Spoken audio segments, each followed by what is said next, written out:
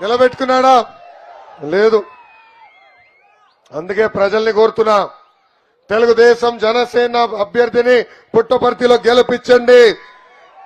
మన ప్రభుత్వం ఏర్పడిన వెంటనే స్థానికులకి మన ప్రాంతంలో పరిశ్రమలు తీసుకొచ్చే బాధ్యత మేము తీసుకుంటాం. పెద్ద ఎత్తున స్థానికులకి ఉద్యోగాలు ఉపాధి కల్పించే బాధ్యత మన ప్రభుత్వం తీసుకుంటుంది. ఇక్కడనే ఉన్న ఏపీఐఏసి పార్క్ కూడా నేను చూసా. ఎస్ఎంఈ పరిశ్రమలు తీసుకొస్తాం.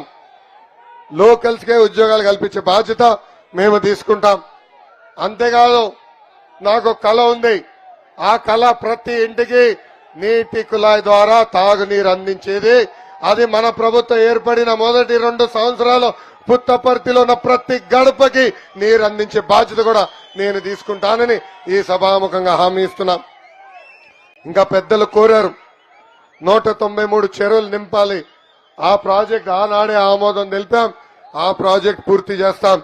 రింగ్ రోడ్ గాని, చెరువులు నిర్వాసితులు ఆదుకునే పనిలో గాని, ఇంకా టిట్కో ఇల్లు అంటారా, మన ప్రభుత్వం ఏర్పడిన మొదటి 100 రోజుల్లో పూర్తి చేసి లబ్ధిదారులతో గోప్రవేశం కూడా చేసుకుందామని ఈ సభాముఖంగా లబ్ధిదారులకు నేను హామీ ఇస్తున్నా.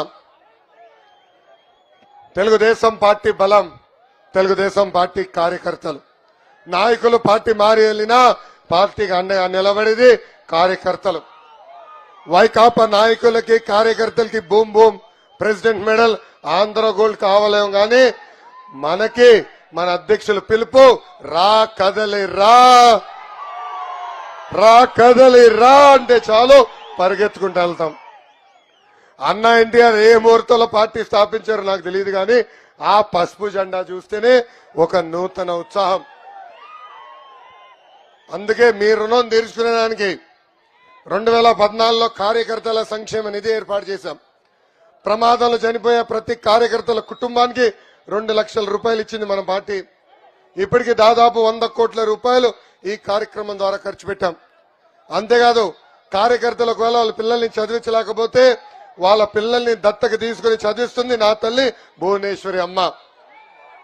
నాకు అక్క చెల్లెలు లేరు, అన్న తమ్ముడు లేరు, కానీ 60 లక్షల మంది అక్క చెల్లెలు అన్న తమ్ముళ్ళు అన్న ఎన్టీఆర్ ఇచ్చారు.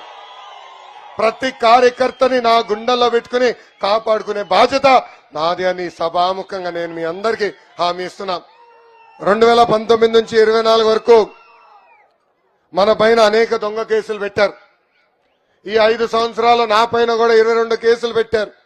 నా పైన అటెంప్ట్ మర్డర్ కేసు పెట్టారు. నా పైన ఎస్సీ ఎస్టీ కేసు కూడా పెట్టారు. ఆనాడే చెప్పే జగన్కి, ఈ లోకేష్ తగ్గేదే లేదు.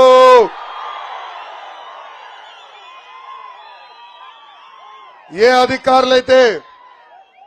అధికారులైతే చట్టాన్ని ఉల్లంఘించమని ఇబ్బంది పెట్టారో వాళ్ళందరి పేర్లు ఈ ఎర్ర బుక్ లో ఉన్నాయి. వైకాపా నాయకుల పేర్లు కూడా ఉన్నాయబ్బా. ఈ ఎర్ర బుక్ ఇప్పుడు సుప్రీంకోర్టు వరకు వెళ్ళిందండి. సుప్రీంకోర్టు వరకు వెళ్ళింది ఎర్ర బుక్.